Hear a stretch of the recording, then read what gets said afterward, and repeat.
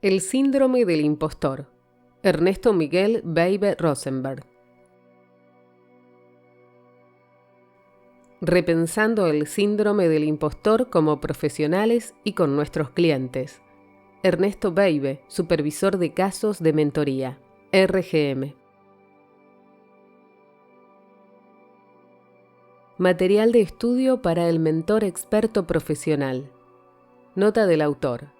Este artículo no es de interés general ni se lee como una novela. Es material de estudio para lograr saber cada día más y poder considerarse un mentor experto. Ernesto Beibe. Presentación. Mi nombre es Ernesto Beibe, mentor. Me dedico a la mentoría en exclusividad hace más de 50 años. Tengo el honor de aportar, a través de este tercer capítulo, a esta publicación institucional denominada la Guía Funcional del Mentor Experto Profesional. Me fue conferida esta responsabilidad en mi rol, en mi función y en mi tarea de mentor de mentores y de supervisor de casos de mentoría de la Red Global de Mentores, RGM. En este capítulo les propongo reflexionar sobre el síndrome del impostor. Creo que es válido revisar el concepto porque se aplica tanto al trabajo que hacemos como a la idea que cada uno de nosotros tiene sobre su propio yo profesional. Es importante pensar cómo nos autopercibimos y nos posicionamos como profesionales en una disciplina que tiene muchas vertientes, diferentes escuelas, y que todavía no está consolidada necesariamente como una carrera universitaria o terciaria. Ya existe como carrera universitaria en países anglosajones, pero no hay una unanimidad de conceptos sobre los requerimientos de ser un mentor o un coach. Esto influye y afecta nuestra percepción de nuestro lugar como mentores. También esta reflexión nos ayuda para trabajarlo desde el otro lado, ya que es un tema que suele aparecer bastante en las consultas de nuestros clientes.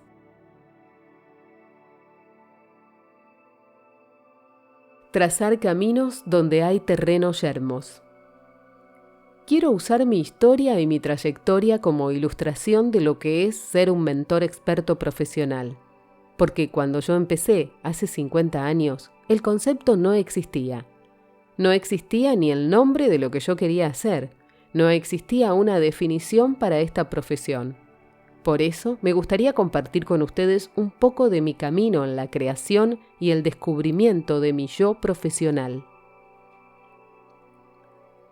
En mi época no existía ninguna mención a mentores ni a coaches. Y llevó un tiempo hasta que comenzamos a oír de la profesión.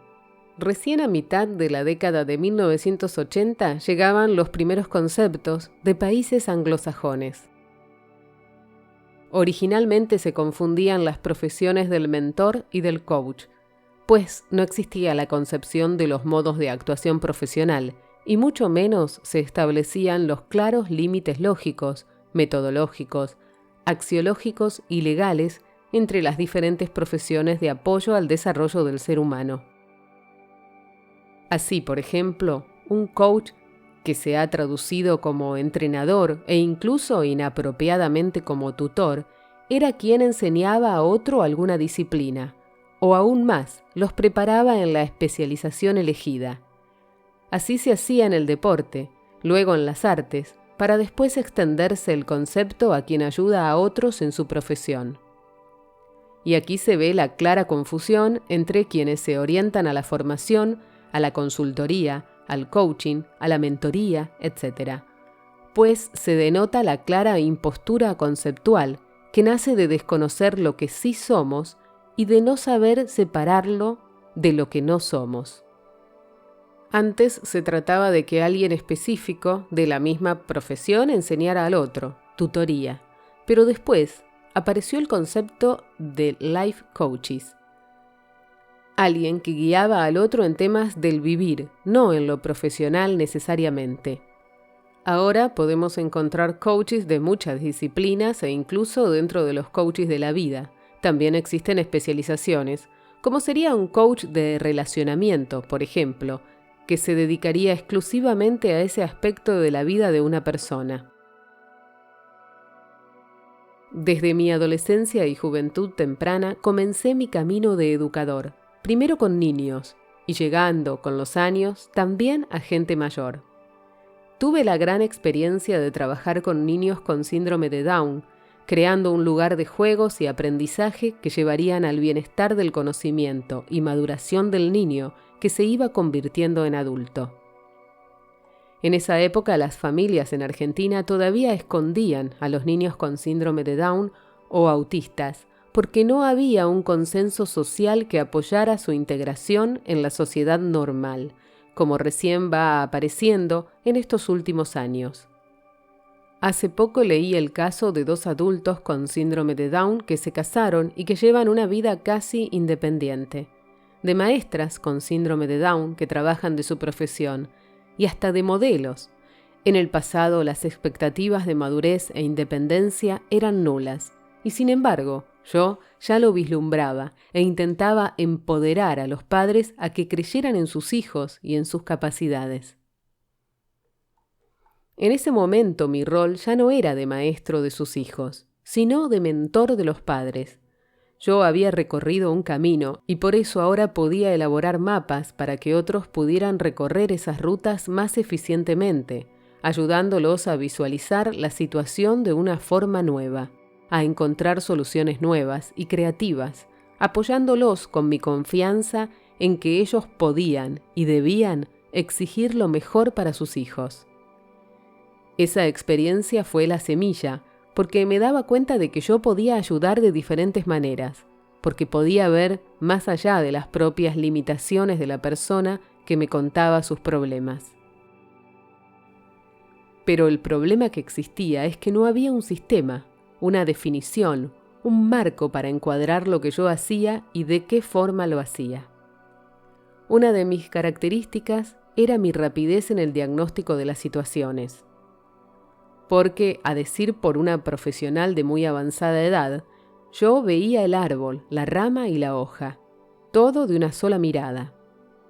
Me importaba guiar a mis clientes de una forma totalmente diferente del método que utilizaba un psicólogo, pero si bien estudié psicología, no era mi fin último tratar de curar las afecciones mentales de las personas. Lo que realmente me interesaba era acompañar a la gente en su descubrimiento de ver su propio potencial, a destrabar problemas personales, familiares y sociales para que salieran adelante con lo mejor de sí mismos. No intentando cambiarlos, sino ayudarlos a capitalizar todo lo que estaba latente en ellos. Mi rol como mentor, agregado al gran placer, es acompañarlos en conocer y hacer valer sus fortalezas, que como consecuencia va cambiando su forma de relacionarse consigo mismo y con los demás.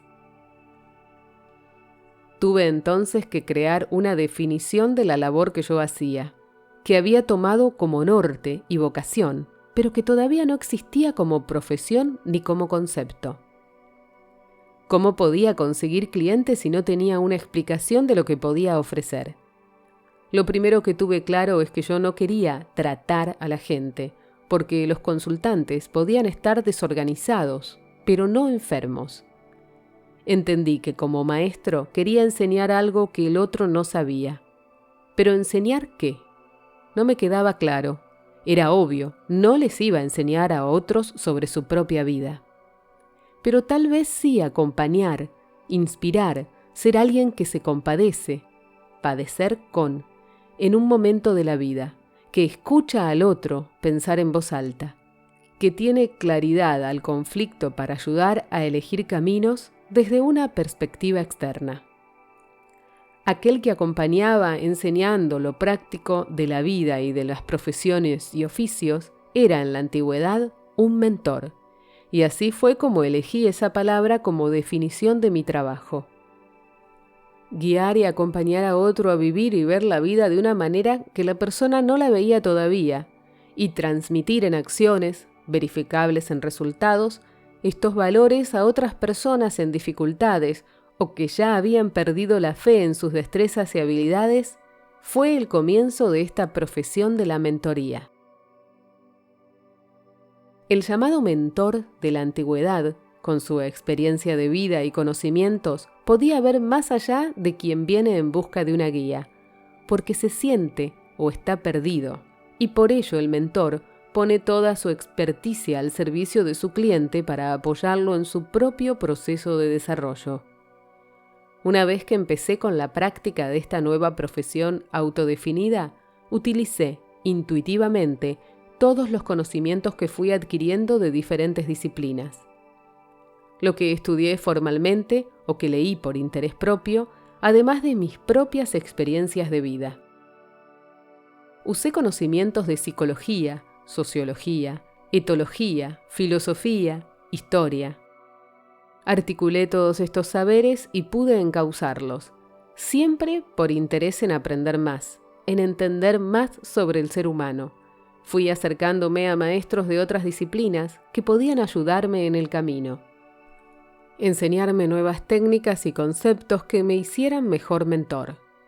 Pero nunca era fácil. Recuerden que como no había escuelas ni formación que justificara lo que yo hacía, tuve que luchar contra muchos prejuicios para salir a defender mi profesionalismo. Nunca es fácil para quien traza un camino donde hay terreno yermo. Adquirir saberes con rigurosidad, articularlos con la experiencia de campo. Sin embargo, entendí que para ser un buen mentor precisaba adquirir saberes con rigurosidad, para terminar de formarme y darle una forma coherente a mi labor. Buscando referentes, elegí aprender con diferentes personas que ofrecían cada cual sus técnicas de entendimiento y resolución de los problemas vitales. Todo lo que estudié y lo que viví ayudan a que pueda ser un mentor referente hoy. Fue un largo y esforzado camino, pero les aseguro que vale la pena emprenderlo ya. Para mi formación elegí profesionales maravillosos con técnicas muy específicas que me ayudaron a desarrollar mi acercamiento específico y las articulé a mi experiencia de campo, situaciones vitales e intelectuales que me permiten cursar mi profesión con orgullo, así como el saber que va a trascender por años en mis mentorados y en sus familias. Quiero contarles algunas cosas que estudié.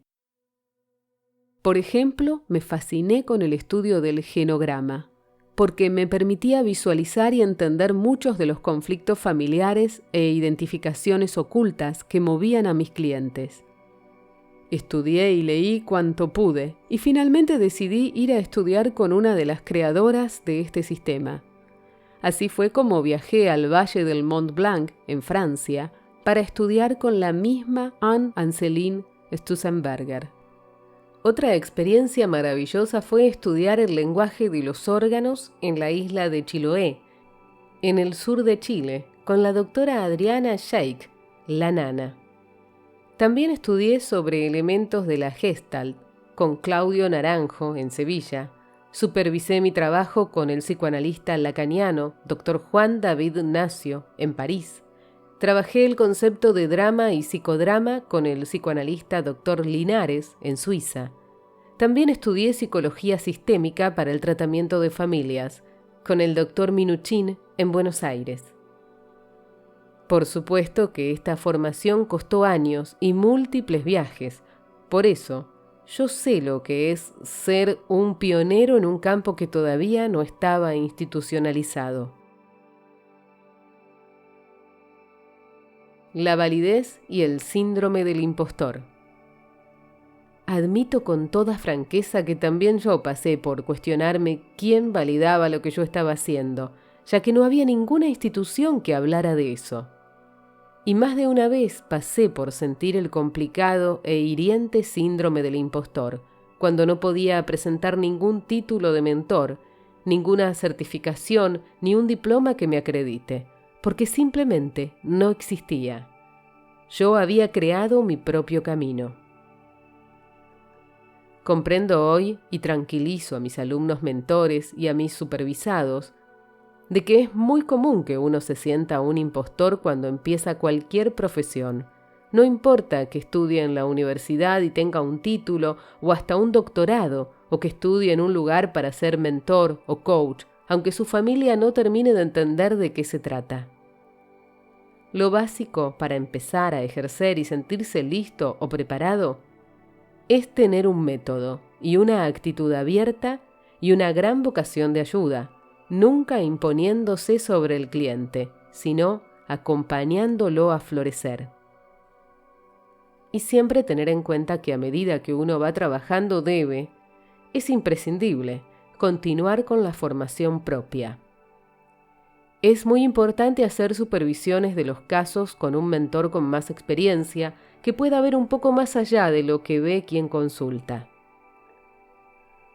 Hoy están ya todas estas posibilidades a mano. La Red Global de Mentores tiene a disposición, de forma institucional y con muchos controles, una cantidad de profesionales y un sistema de academias para iniciar, seguir, profundizar, supervisar en forma personal o en grupos a quienes amen verdaderamente este camino. La RGM provee de seminarios gratuitos como los que se llevan a cabo en el mes de la mentoría, con más de 100 miembros de la red que ofrecen desinteresadamente su labor formativa, con paneles, conferencias y entrevistas, más de 50 horas de contenidos difundidos por el canal de TV de la red, Watch TV.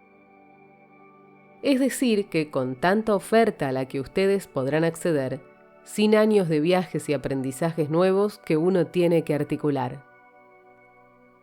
La práctica nos confiere validez y el conocimiento nos libera del síndrome del impostor. Para mi caso, los años de práctica en esta profesión, con la cantidad de cursos impartidos, tanto a coaches como a mentores, me da suficiente autoridad para supervisar y evaluar determinados casos, tanto para reconducir un tratamiento y entre tanto proalimento y aporto distintos enfoques al mentor supervisado.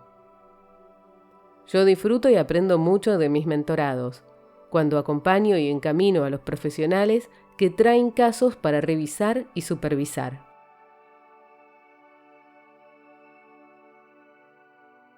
El síndrome o la simple experiencia de sentirse un impostor. Mi profesión de mentor conecta con distintos profesionales que han cursado varios años de universidad y puedo afirmar taxativamente que no hay profesión que no entregue a la sociedad diplomados de cada rama que no sufra del síndrome del impostor. Puedo contarles interminables casos de médicos, abogados, arquitectos y aún decanos de la universidad que tienen un título pero que no se sienten capaces o suficientemente capacitados como para ejercer la profesión. En el caso del decano universitario, mismo con un título y con muchos años de profesión, puede sentir que no está a la altura de los requisitos y demandas de su nuevo cargo. Un cliente universitario, muy capaz e inteligente, me dijo una vez algo como lo siguiente: ya veo cómo pronto descubrirán que soy un fraude y que todas las virtudes que me atribuyen son fruto de un error, de una coincidencia, de una solemne equivocación. Soy un engaño, y de un momento a otro todo el mundo lo sabrá. ¿Soy un impostor? Pronto verán que mi éxito era equivocado. No soy tan inteligente como suponían. Existen muchas historias de actores y actrices famosos que sienten lo mismo. Aún ganando premios y el reconocimiento de sus pares y del público, la duda los carcome y su autoestima va empeorando, y cuanto más son celebrados, más hondo caen en su desesperación. Pero no es un trastorno de gente exitosa o famosa, sino un malestar por el que pasan millones de mujeres y hombres en todo el mundo. El término, hasta cierto punto ambiguo en su definición, fue acuñado en 1978 y engloba diferentes tipos de individuos y profesiones. Algunos de los síntomas pueden ser pérdida de la autoestima, desconfianza de uno mismo o una misma, inseguridad, presión del entorno y flaqueza ante los mensajes de éxito y fracaso que lanza la oferta de diplomas y cursos. El síndrome o la simple experiencia de sentirse un impostor es una emoción incapacitante, puesto que puede afectar a la libre expresión de la creatividad y suponer un obstáculo para el desarrollo profesional y personal. Y además, también puede provocar diversos síntomas desagradables como la ansiedad o el insomnio. Como les conté anteriormente, yo también pasé por cuestionarme quién validaba lo que yo estaba haciendo, ya que no había ninguna institución que lo hiciera. También pasé por sentir el síndrome del impostor cuando no podía presentar ningún título de mentor. Entonces, ¿cómo me enfrenté y cómo resolví ese conflicto? ¿Y qué respuesta tengo para los jóvenes mentores que estudian y que temen no hacer bien su trabajo, que se cuestionan si sirven o no en el fondo para este tipo de trabajo? Y la respuesta que tengo para ustedes es: la validación y el confiar en sí mismo solo vienen de la práctica y del trabajo. Se hace camino al andar, como dijo Antonio Machado. En la mentoría se hace camino andando, con la práctica, con la experiencia y con la conciencia limpia de que seguimos estudiando y aprendiendo. Yo supe que mi trabajo era efectivo cuando vi los cambios y avances en mis clientes, que evolucionaron, que cambiaron su vida, que salieron del lugar donde estaban estancados y pudieron seguir y caminar hacia adelante. Lo sé por los clientes que volvieron años más tarde, todavía agradecidos, que me buscaron para resolver otros diferentes asuntos, nuevos desafíos a años luz de aquellos por los que me consultaron antes. ¿En qué sirvió mi mentoría en las vidas de otras personas? Cuando me preguntan eso me acuerdo de aquel empresario barrial que fue uno de mis tantos clientes, que ya había conseguido lo que creía necesitar, pero que nunca terminó la secundaria. Y quien, a los 35 años, comenzaba tempranamente la crisis de la mediana edad. Se sentía muy viejo y no veía el sentido a su vida. Gracias a mi trabajo como su mentor, volvió a la escuela, terminó su escolaridad y salió del pozo en el que se había arrinconado solo, por no sentirse capaz, cuando lo era, por no tener esperanzas porque había internalizado que las mejoras no eran para él, que ya había pasado su cuarto de hora. Ahí el síndrome del impostor había plantado su semillita, recordándole que todo lo que tenía construido estaba sobre arena movediza, porque él no era suficientemente inteligente. Esa confianza que le ayudé a recuperar de que sí podía encarar el desafío, que no solo podía, que debía. Mi acompañamiento y trabajo en cosas tanto prácticas como internas hizo que un día me llamara, y orgulloso, para contarme que acababa de recibir su diploma, lo que me llena hasta el día de hoy de orgullo. Su vida y su yo ya no podían volver al lugar pequeño y reducido donde había estado en el pasado. Ahora era ubicarse en su entorno real y a vivir nuevos desafíos. Compadecer. A veces como mentor uno se encuentra en situaciones para las que nada lo puede preparar, como haber acompañado a una familia en el proceso de cáncer y fallecimiento de uno de sus integrantes, un rol para el que nadie estudia, pero que ocurre en la vida diaria. Poder haber ayudado, estando presente, trabajando sobre el duelo, las culpas y las tristezas, ayudando a mantener la apuesta por la vida misma ante una situación tan amarga, es una experiencia que me llena de compasión, compadecer, que me ayuda a entender a otros que están pasando o que han pasado por situaciones semejantes. Son mis clientes, sus cambios y su agradecimiento, y sepan que todo cliente va a agradecer o va a reconocer todo lo que ha mejorado. Pero haber sido parte de procesos de vida es lo que valida quién soy como mentor, y que, pese a no existir un título, sé perfectamente cómo actuar y tener fe en mí mismo. Parte de mi especialización ha sido con empresas familiares. He visto varias personas estancadas en empresas familiares sintiéndose un impostor, y en ese caso pudimos decir que realmente lo eran, ya que ocupaban un puesto o un lugar que la familia y la empresa les había designado, al que no podían negarse. En esos casos, la diferencia entre lo que debían ser y lo que querían ser era tan enorme que requería un gran trabajo, mucha honestidad y mucha fuerza para cambiar el rumbo. Me alegro de haberlos guiado para que pudieran revisar las lealtades hacia la familia y reconocer que tal vez su identidad soñada pasaba por un proyecto que no tenía nada que ver con la empresa familiar. Esto que escribo es con el fin de orientar a las nuevas generaciones de profesionales que yo sé que van a pasar por lugares similares a los que yo pasé.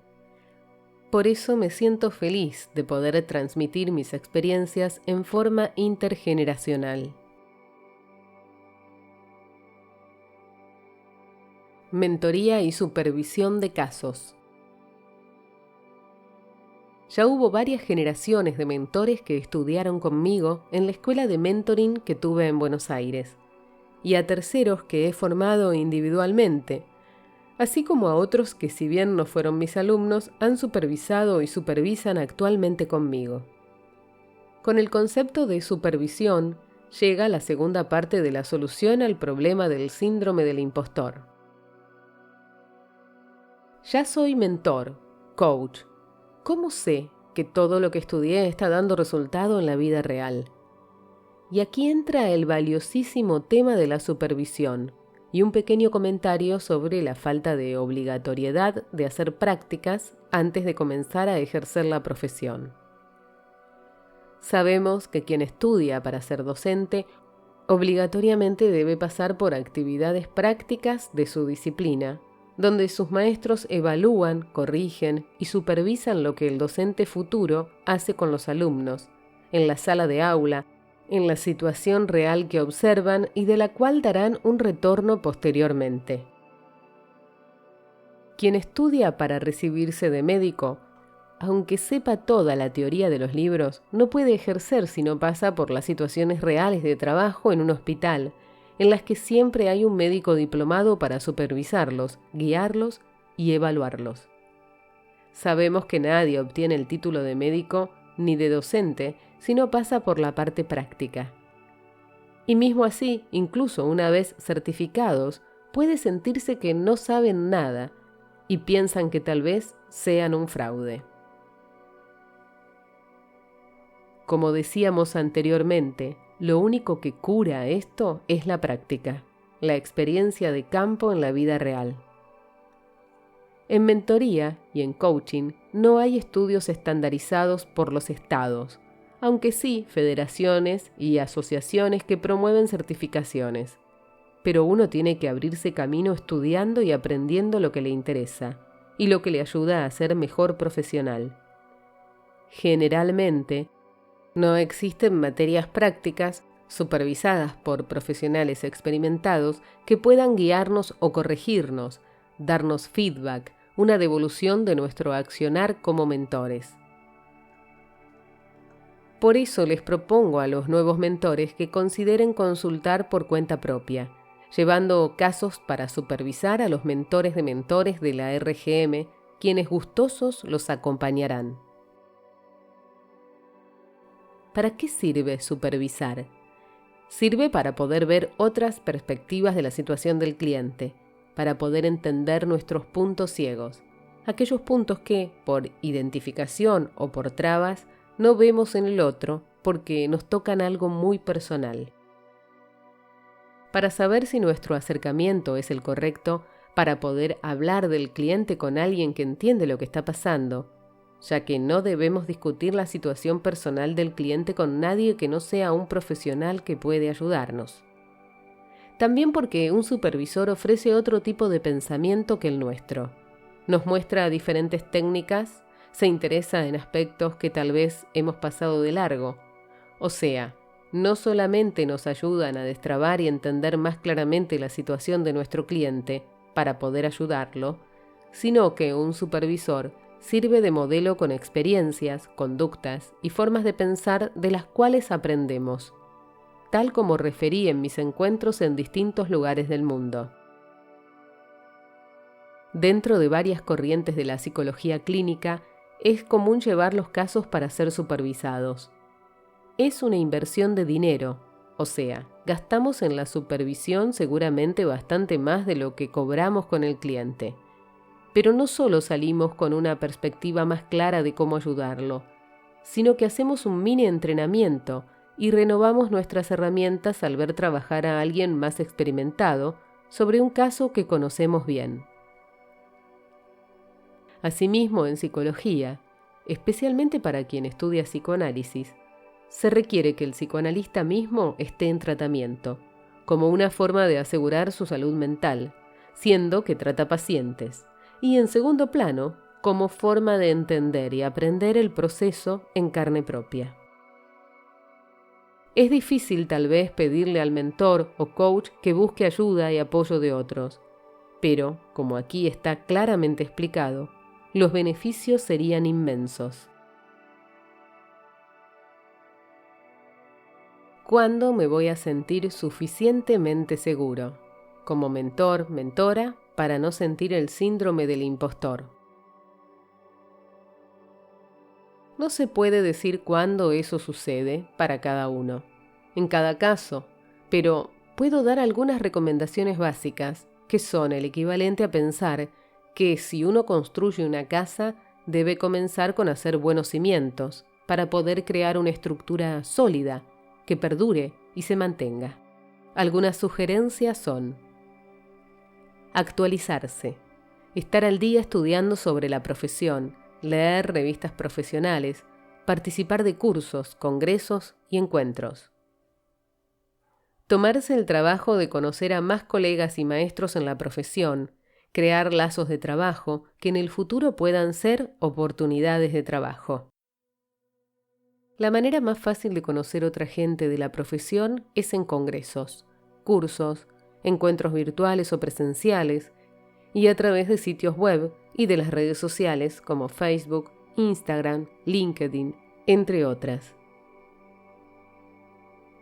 Estudiar y leer, no solo sobre mentoring, sino sobre otras disciplinas. Mantener el interés siempre alerta a contenidos que puedan informar nuestro trabajo como mentores. Dar la bienvenida a leer sobre temas y asuntos que tal vez no tengan una aplicación directa sobre nuestro trabajo, pero que van a agrandar nuestra cultura general, y esto a su vez puede ayudar en algún momento en alguna situación específica, además de simplemente ayudarnos a abrir nuestros horizontes y dejar a nuestra mente más plástica y abierta a nuevas ideas. Invertir en mejorarse a uno mismo. Invertir en nuestra salud física y mental.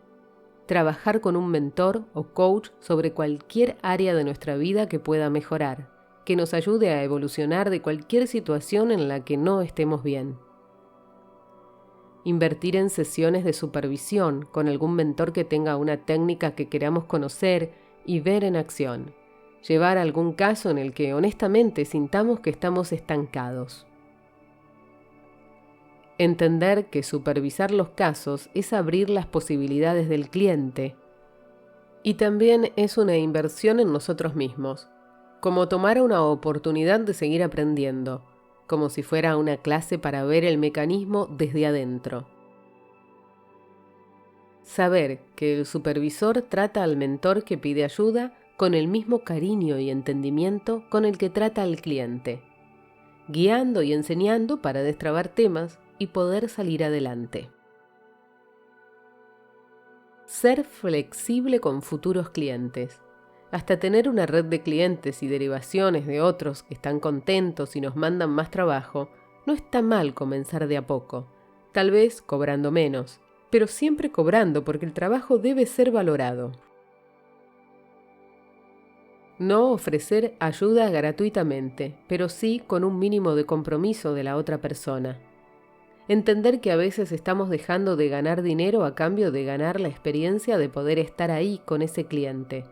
Ese momento nos da experiencia, confianza en nuestra profesionalidad y es una inversión para atraer nuevos clientes.